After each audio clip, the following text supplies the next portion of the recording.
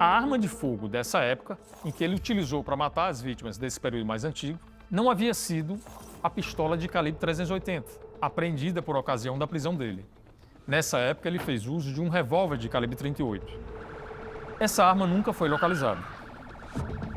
Ele alega que destruiu essa arma jogando-a num rio. Nós decidimos solicitar ao Instituto de Criminalística exame de comparação balística entre todos os elementos de munição removidos dos corpos daquelas 8 vítimas do período antigo. O que a autoridade queria saber é se todas tinham saído de uma mesma arma, ainda que essa arma não tivesse sido encontrada ainda. E na comparação, eu consegui ver que todos tinham a mesma assinatura. O que dá para dizer é que a mesma arma assassinou as 8 pessoas entre 2019 e 2020, mesmo não tendo a arma. Isso. A mesma arma foi utilizada nas mortes das 8 vítimas. Uma assinatura só de uma arma calibre .38. Tanto no corpo como na cena de crime foram encontrados elementos relacionados entre eles que realmente falam a favor de uma única arma passeando por todas essas cenas de crime. No caso dos homicídios antigos, nós reabrimos as investigações que já estavam sendo arquivadas, exceto uma que já estava na iminência de um júri, que é o caso da senhora Genilda.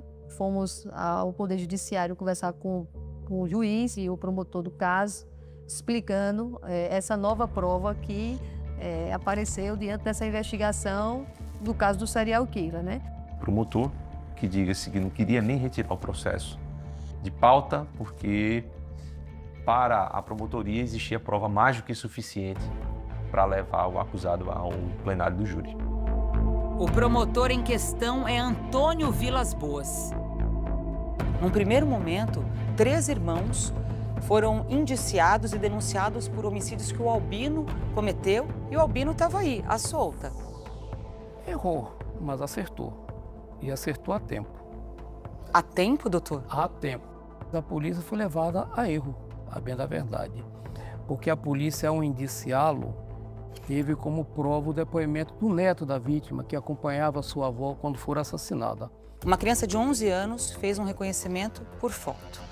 Essa é a única prova que levaria o Antônio Guilherme ao banco dos réus. Por que o Ministério Público denunciou o Antônio Guilherme uma prova tão frágil? Na sua avaliação, havia indícios suficientes? Não. Até então, o Ministério Público estava convencido. E tanto estava convencido que o denunciou. Há 8 dias de um júri, esse rapaz poderia ter sido condenado por um homicídio que ele não cometeu. Isso é grave, né? Poderia. Poderia sim, porque foi feito. O júri do Antônio Guilherme foi cancelado. Marcou-se nova data, desta vez, indo a julgamento, o Albino. E por este crime foi condenado. Eu nem sabia dessa história que ele tinha mais 2 irmãos e que teriam sido presos. 3 anos, doutor. Pois é. Foi o senhor que denunciou ele? Teria de efetivamente verificar. Vê para mim aí quem foi que assinou esta denúncia, por favor. Tem como você acessar? Porque a repórter me fez essa pergunta e aí eu não soube responder, não. Aí você me deixou de saia justa, hein? Fui eu não, viu, Thaís? Foi o doutor Tiago quem fez a denúncia contra o Antônio. Eu não posso efetivamente responder por ele. Eu vou perguntar para o doutor Tiago. Ele está onde hoje? Está aí fazendo esse júri. Tá.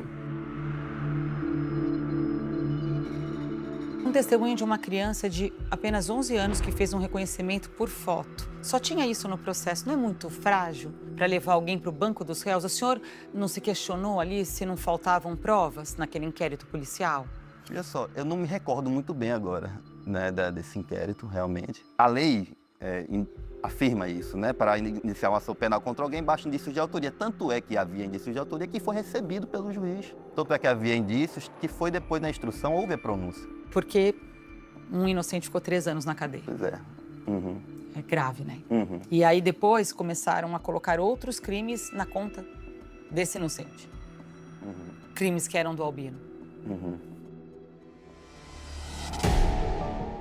Daqui a pouco, no DOC Investigação, o que os familiares pensam?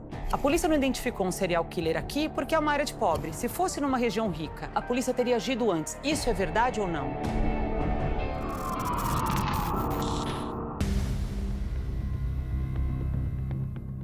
Esse, do caso do Antônio Guilherme, eu já recebi o processo pronto para julgamento, é diferente. Já estava concluído, com decisão de pronúncia do juiz, peguei pronto. Eu não estou me eximindo disso não, estou dizendo que eu não tive qualquer participação neste processo do Antônio Guilherme. Eu só recebi para o júri. Tinha um serial killer à solta, matando. Onde é que a polícia erra?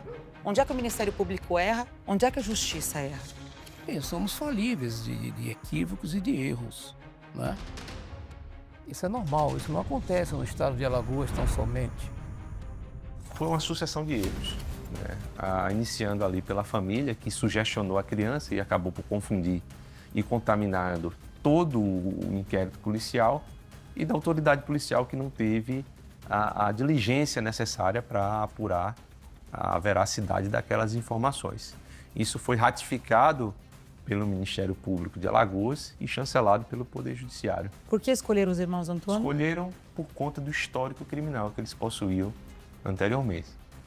Mas ressalto que nenhum desses delitos anteriores eram delitos contra a vida, ao passo que existia um assassino em série solta praticando outros delitos.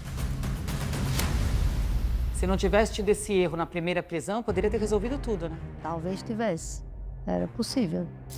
Uma investigação eficiente do primeiro crime cometido por Albino teria evitado a morte de 17 pessoas.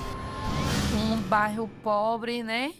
Aí se fosse um bairro rico, eles tinham corrido atrás, mas como foi desse jeito, vieram tomar as providências muito tarde.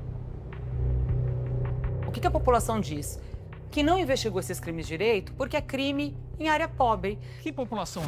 Quem foi a população que disse isso? As vítimas. O que os familiares pensam?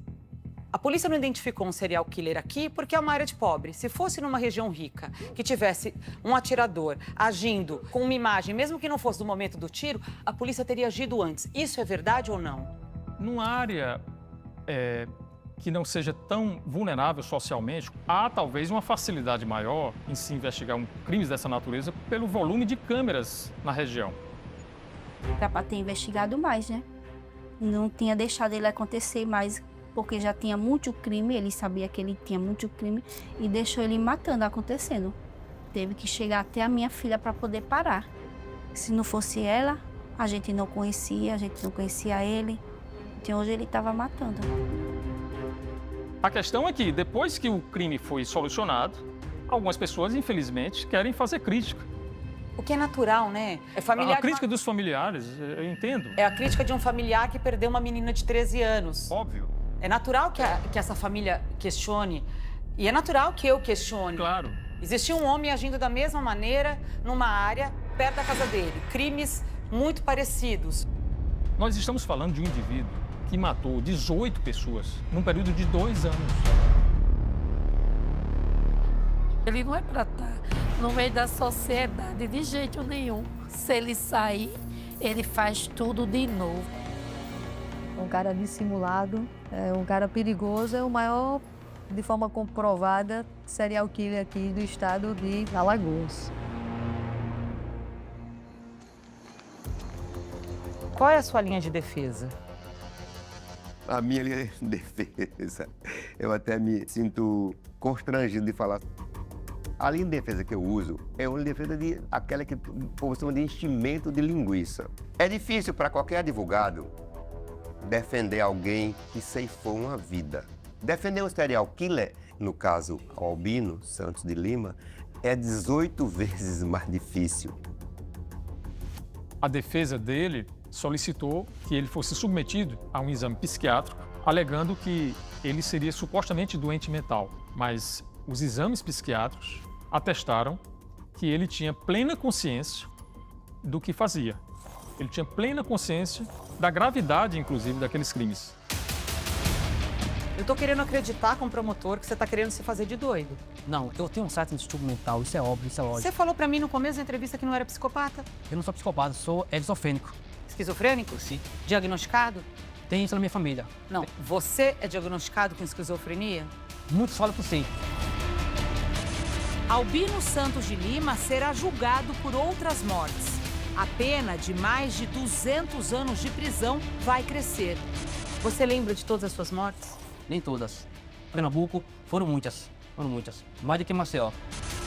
É difícil saber se é verdade, mas o serial killer de Alagoas diz ter matado mais de 80 pessoas. Você matou em Pernambuco? Sim. Matou em Rio Grande do Norte? Sim. Você foi descoberto lá? Não. Nunca fui. E nunca serei. Quem você matou lá? Não posso falar. É sigilo.